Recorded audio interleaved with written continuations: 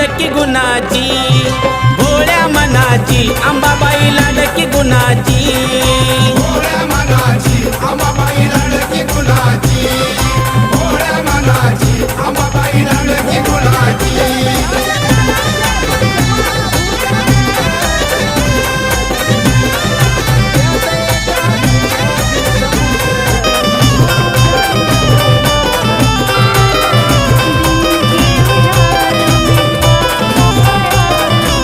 नवरात्रीच्या 9 माळी काही सांगू मी तिचा ढवलं, इच्छा मनाची पूर्ण करून देते तुळजाई उजवा कौल.